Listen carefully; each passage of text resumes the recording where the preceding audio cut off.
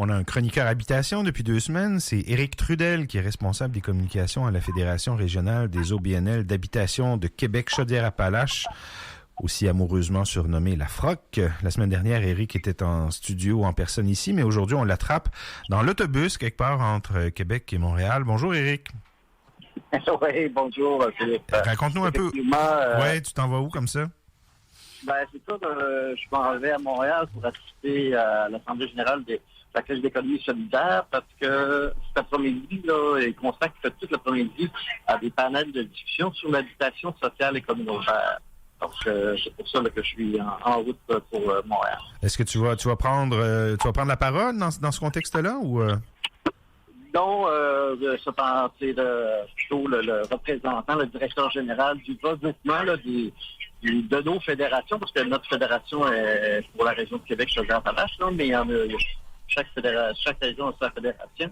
Et on a un regroupement qui regroupe toutes les fédérations. C'est plutôt Michel-André Castonguay qui est le directeur général qui va nous représenter. Bon, Éric, tu voulais faire un retour sur le budget qui a été déposé avant hier, notamment sur les annonces relatives à l'habitation dans ce budget-là. Oui. Si tu permets, je vais quand même juste te dire un petit peu je vais te parler de l'événement d'aujourd'hui, ce qui contient, puis d'un autre événement qui s'en vient à la fin mai.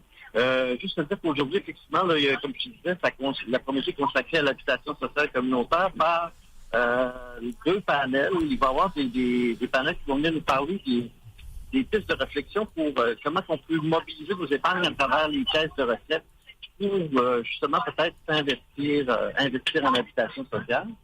Puis justement, dans l'autre partie de l'après-midi, c'est justement comment nos épargnes personnelles qui vont peut-être faire la différence là, pour avoir plus de logements abordables, sociaux et communautaires un peu partout au Québec. Ah, d'accord. Cette élection-là va avoir lieu cet après-midi.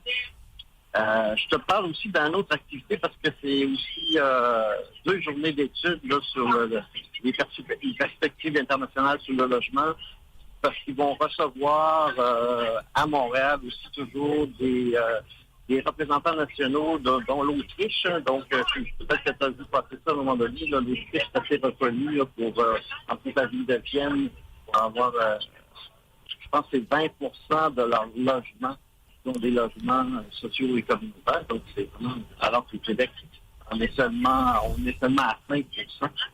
C'est quelque chose de... Oui, l'Autriche est très en avance sur le logement communautaire. On en parlait à l'émission hier, justement, effectivement. D'ailleurs, donc, il va y avoir en fait des représentants aussi du Danemark, de la France, qui vont nous parler justement des différents modèles qui existent dans ces pays-là. Donc ça a lieu les 29 et 30 mai prochains. Fait que si jamais il y a des gens qui ont le goût d'y assister le 29 mai, c'est ouvert à tout le monde. Je peux juste aller sur justement le regroupement québécois des OBNL d'habitation. Si vous faites rqeh.com, vous avez trouvé ces 2 journées d'études-là. Bon, ben c'est noté. Alors, fait que j'y vais maintenant donc avec le budget. En fait, le budget fédéral, parce qu'on en avait parlé un petit peu à ma dernière chronique, mais comme beaucoup de gens savent, il y a eu beaucoup d'annonces avant le budget pour parler des investissements qu'il a fait. Je vais plutôt vous parler des choses qui ont été annoncées dans le budget en tant que tel. Pardon. Parce que, tu te souviens, il y a plusieurs annonces qui ont été faites avant le budget qui étaient un peu déclinées par les provinces parce qu'il y avait beaucoup de considéraient ça comme une ingérence d'incompétence provinciale. Il y avait aussi le fait que certains regroupements de défense des droits des locataires, dont Frappy, s'inquiétaient un petit peu que l'argent sert plus à la construction de logements souvent trop chers pour les gens à faible revenu. Alors, il y a quand même eu une annonce qui a été faite la journée, en fait, après la chronique jeudi de 2 semaines. Il y a eu une annonce qui a été faite sur le Fonds canadien pour la protection des loyers, qui est en fait 1 milliard de dollars qui va être consacré à destiner aux organismes non lucratifs pour qu'ils puissent acquérir des logements puis maintenir le prix des loyers à long terme.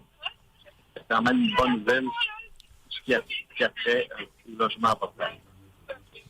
Dans l'annonce en tant que telle du 16 avril, de mardi dernier, il y a certains journalistes qui ont fait un peu un bilan de ce qui était. Bien sûr, le logement était très présent. On parlait de 23 programmes qui ont été annoncés là, dans le dernier budget. C'est un investissement de 2,5 milliards sur 5 ans. C'est sûr que là-dessus, comme on a parlé, Philippe, à la dernière chronique, il y a beaucoup d'ententes qui doivent être faites avec les provinces dans le cadre de ces programmes-là et ces argent-là qui vont être disponibles. Donc, ça va prendre quand même...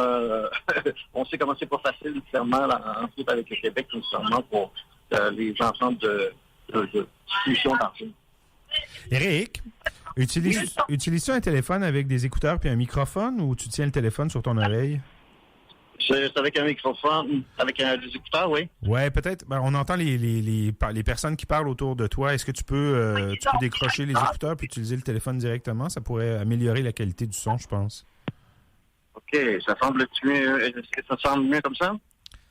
Vas-y donc, voir. Lance-toi puis on te le dira après quelques phrases. OK. Donc, dans le budget...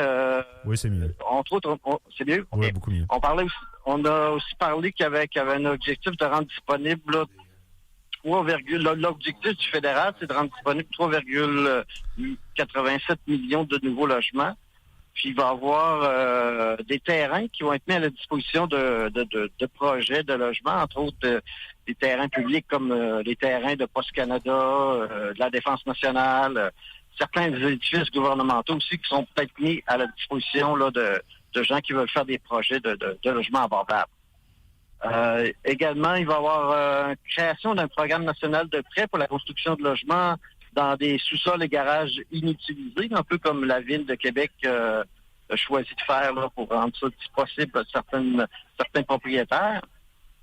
Et il y a également une nouvelle taxe qui va être sur les terrains vacants, affectés aux terrains vacants pour faire en sorte que les terrains ne soient pas laissés sans construction là, pendant trop longtemps aussi. Je termine ça peut-être avec deux dernières annonces qui concernent le budget fédéral. On parlait de 1,4 milliard sur 4 ans qui va servir pour trouver des solutions, là, entre autres au campement d'itinérance là, dans les municipalités. Là. Beaucoup de municipalités se retrouvent avec ça aujourd'hui. Puis la dernière annonce qui concerne toujours le logement, c'est la bonification du programme d'aide au logement provisoire, là, entre autres les fameuses demandes du gouvernement du Québec là, par rapport aux demandeurs d'asile là, qui ont une grande progression d'arrivée de demandeurs d'asile qu'il faut loger. Alors, le fédéral a accepté de bonifier le programme en tant que tel pour ces logements provisoires-là. En gros, en tout cas, c'est ça, là, Philippe. Désolé pour peut-être la communication qui est moins bonne. Non, on s'arrange bien, on s'arrange bien. Oui, on entend moins le son ambiant. Tu voulais parler aussi, Éric, d'une initiative très intéressante, un projet qui s'appelle l'initiative Plancher, c'est ça, le projet Plancher? Oui, effectivement, c'est une initiative qui est chapeautée par le Centre de transformation du logement communautaire. En fait, ils veulent mettre en place un outil financier qui va servir un peu de levier pour le développement de logements abordables à partir de la valeur des immeubles existants. C'est-à-dire que toutes les hypothèques existantes en ce moment de toutes les coopératives et les OBNL d'habitation au Québec, il y en a bien sûr une partie qui est payée. Donc, ils ont calculé qu'à peu près la moitié du 10 milliards qui est d'hypothèques serait disponible pour réinvestir dans du nouveau logement abordable. Donc, c'est le but là, de cette initiative Plancher-là qui va avoir bien sûr des partenaires financiers comme des institutions financières, des fonds d'investissement, des fondations, puis des municipalités, dont entre autres la Ville de Québec là, qui fait partie justement qui va soutenir cette initiative-là. Là. Ça va permettre, d'après eux, et avec ce fonds-là, pourrait aller faire la création là, d'autour de 3000 logements, nouvelles unités là, qui seraient soit créées ou rénovées pour permettre d'avoir un meilleur accès du logement abordable au Québec. Autrement dit, c'est une façon pour les coopératives, des OBSL de l'habitation de mettre en commun, de mutualiser leurs actifs, autrement dit, de mettre en commun leurs ressources pour construire des nouvelles unités, mais aussi rénover celles qui existent, puis s'assurer d'avoir les fonds nécessaires quand une OSBL ou une coopérative a des projets, c'est ça? Effectivement, c'est plein ça. Puis, vu, étant donné que c'est des fonds qui sont disponibles, des valeurs, comme tu dis, c'est pas de l'argent sonnant, mais c'est des valeurs qui peuvent servir à faire des emprunts ensuite. Donc, ce qu'on appelle de l'équité, là, ouais. Oui. Fait que là, ça permettrait effectivement de développer davantage de nouveaux projets ou des agrandissements de coopératives ou d'OBNL qui existent déjà. Très, très intéressant, l'initiative Plancher. Les gens que ça intéresse peuvent aller sur un site. Je pense qu'il y a des informations là, sur le site de la Fédération. C'est le Centre de transformation. Ouais. Sinon, en tout cas, si vous la Fédération de l'habitation coopérative du Québec, notamment, réserve toute une page à cette initiative-là, Plancher. Ah oui? OK. Qui, on explique si vous tapez initiative Plancher, vous aurez sûrement plein de choses, d'informations là-dessus. Ouais. Bon, ben Éric, on te souhaite un bon voyage vers Montréal. On te souhaite une bonne assemblée générale donc de la Caisse de solidarité là-bas. Profite bien de ton voyage, puis on se reparle dans 2 semaines. Parfait, merci. Bonne journée. Salut.